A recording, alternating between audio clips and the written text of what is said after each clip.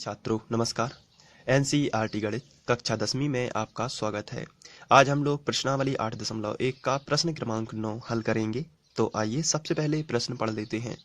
इसमें दिया गया है त्रिभुज एबीसी में कोण बी समकोण है।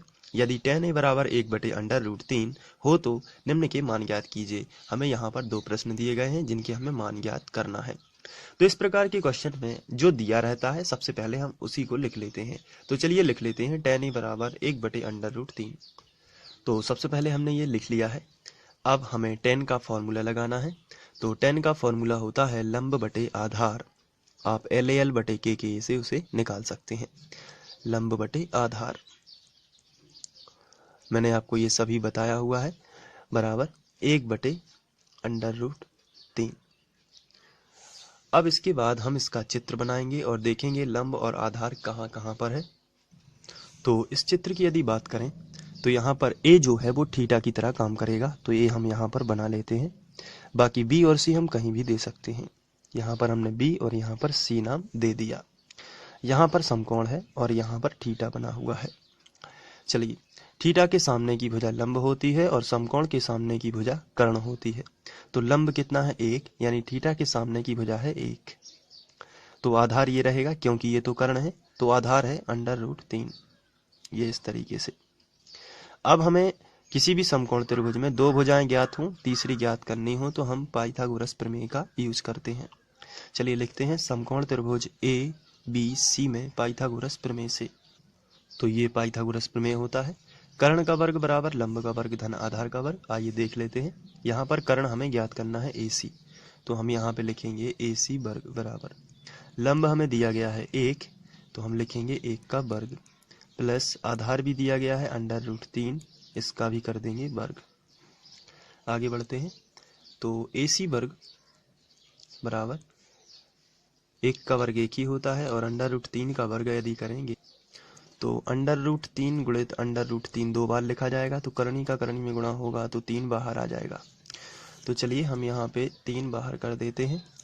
अब इसके बाद AC वर्ग बराबर आपको मिलेगा 3 और 1 जोड़ देते हैं, कितना आएगा 4। तो वर्ग हटेगा तो वर्गमूल आ जाएगा, तो AC बराबर आएगा √4। 4 का वर्गमूल 2 होता है, तो AC आपको मिलेगा 2।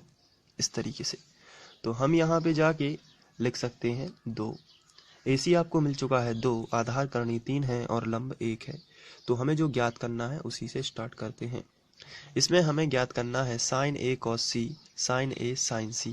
तो चलिए सबसे पहले के लिए हमें sin A cos C और cos A sin C निकालना पड़ेगा। तो चलिए इसमें हम लोग ये पहला क्वेश्चन ले रहे हैं और डायरेक्ट मान रखेंगे और लिख देंगे बाजू से, चित्र से सब किया हुआ है। चलिए sin A, तो A जो है वो यहाँ पर थीटा की तरह काम कर रहा है। आपको खास ध्यान रखना है यहाँ पर AC का, क्योंकि थीटा चेंज हो जाने से उनके लंब और आधार भी चेंज हो जाते हैं। चलिए यहाँ पर सबसे पहले A थीटा की तरह काम कर रहा है, यानी A तो थीटा ही है, इसलिए साइन का फॉर्मूला होता है लंब बटे कर्ण। तो यहाँ पर आप देख सकते हैं साइन जो है लंब बटे कर्ण है, और यहाँ पर अगर चित्र में देखें तो साइन का A है, A यानी थीटा ये है, तो इसका लंब बनेगा 1 और कर्ण बनेगा 2। तो हम यहाँ पे लिख सकते हैं 1/2 गुणित cos C। तो सबसे पहले तो cos का फॉर्मूला होता है आधार बटे कर्ण। आधार बटे कर्ण ये cos का फॉर्मूला होता है, लेकिन यहाँ पर थीटा जो है वो C काम कर रहा है। इसका मतलब ये है कि अब आपको ये वाला थीटा लेना है, ये C जो है ये थीटा लेना है। इस हिसाब से ये वाला बनेगा लंब और ये बन जाएगा आधार, क्योंकि कर्ण तो निश्चित रहता है। तो अब आपको यहाँ पे ध्यान से देखना है, cos में लिखा है C, इसलिए थीटा की तरह कौन काम करेगा आप C।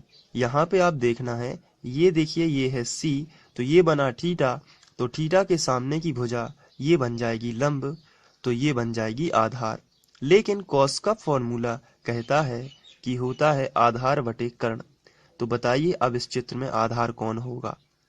तो सीधी सी बात है, जब C थीटा की तरह काम कर रहा है तो ये बनेगा लंब, तो आधार तो बनेगा 1, और इसका फॉर्मूला है आधार बटे कर्ण, यानी कि 1/2, क्योंकि कर्ण तो 2 ही है।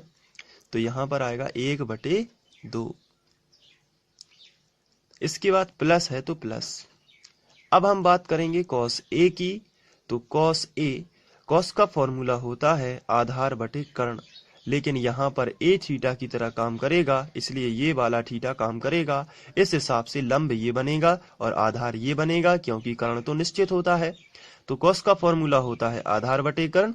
इसका मतलब ये है आधार कितना है, कर्णी 3 और कर्ण कितना है 2। ए के हिसाब से आधार ये होगा और कर्ण ये होगा। तो हम लिखेंगे कर्णी 3 बटे 2 गुणित साइन सी। साइन का फॉर्मूला होता है लंब बटे कर्ण, लेकिन यहाँ पर लिखा है सी, इसलिए सी बनेगा थीटा। तो सी थीटा की तरह जब काम करेगा तो इस हिसाब से लंब होगा ये और आधार होगा ये। लेकिन साइन का फॉर्मूला होता है लंब बटे कर्ण, इसका मतलब कर्णी 3 बटे 2, क्योंकि जब सी काम करेगा थीटा की तरह तो लंब क्या बनेगा, कर्णी 3। तो फिर कर्ण क्या बनेगा, कर्ण तो निश्चित ही रहता है जो कि है 2, तो आ जाएगा कर्णी 3 बटे 2। इसके बाद ऊपर ऊपर का गुणा, गुणा पहले करना है, जोड़ना बाद में करना है। ऊपर ऊपर का गुणा 1 एकम 1 और 2 दूनी 4 प्लस करणी का करणी में गुणा करोगे तो 3 बाहर आ जाएगा और बटे में 2 दूनी 4। जब आप एलसीएम लोगे तो 4 और 4 का एलसीएम 4 ही आएगा और 4 एकम 4 एक बार भाग गया, 1 का गुणा उसके ऊपर वाली संख्या में करना है तो 1 एकम 1 प्लस 4 का भाग 4 में जाएगा एक बार, 1 का उसके ऊपर वाली संख्या में 3 एकम 3। तो टोटल आपको मिलेगा 3 और 1 4 बटे 4, और जो समान संख्या जब भी बटे में हो तो उसका आंसर आता है 1। इसके बाद दूसरा cos A cos C minus sign A sign सी। तो चलिए देख लेते हैं कॉस ए। यहाँ पर कॉस का फॉर्मूला होता है आधार बटे कर्ण, लेकिन ए जो है वो थीटा होना चाहिए। तो ए अगर थीटा है तो ये वाला लंब है ए, तो फिर आधार क्या होगा, कर्णी 3 और कर्ण क्या होगा 2। तो हम लिखेंगे कॉस ए बराबर कर्णी 3 बटे 2। चलिए कॉस सी देख लेते हैं। कॉस सी, सी क्या होगा, थीटा। जब सी थीटा होगा तो लंब ये बनेगा, तो ऐसी स्थिति में आधार ये बनेगा और कर्ण ये होगा, क्योंकि कॉस का फॉर्मूला होता है आधार बटे कर्ण, यानी कि ये बटे ये। क्योंकि सी जो है वो थीटा कर रहा है काम, तो लंब तो ये बन गया, तो फिर क्या बचा, आधार कर्ण। तो हम लिखेंगे 1 बटे 2 माइनस साइन ए। साइन ए आप देखोगे तो साइन का फॉर्मूला लंब बटे कर्ण और थीटा बनेगा ए, तो लंब हो जाएगा 1 और कर्ण हो जाएगा 2, तो बनेगा 1 बटे 2। इसके बाद साइन सी की बात की जाए तो साइन सी यदि है तो देख लेते हैं, सी थीटा की तरह काम करेगा, तो ये बनेगा लंब, ये बनेगा कर्ण, क्योंकि होता है साइन का फॉर्मूला लंब बटे कर्ण। तो आएगा कर्णी 3 बटे 2। चलिए गुणा कर लेते हैं, ऊपर ऊपर का नीचे नीचे का, पहले गुणा करेंगे फिर घटाएंगे। कर्णी 3 एकम कर्णी 3 और 2 दूनी 4 माइनस कर्णी 3 एकम कर्णी 3 और बटे 2 दूनी 4। ये प्लस का है और ये माइनस का है, दोनों कैंसिल, तो आ जाएगा 0। तो इस तरीके से आप इसको सॉल्व कर सकते हैं। आशा करता हूँ कि आप लोगों को ये समझ में आ गया होगा। Thank you.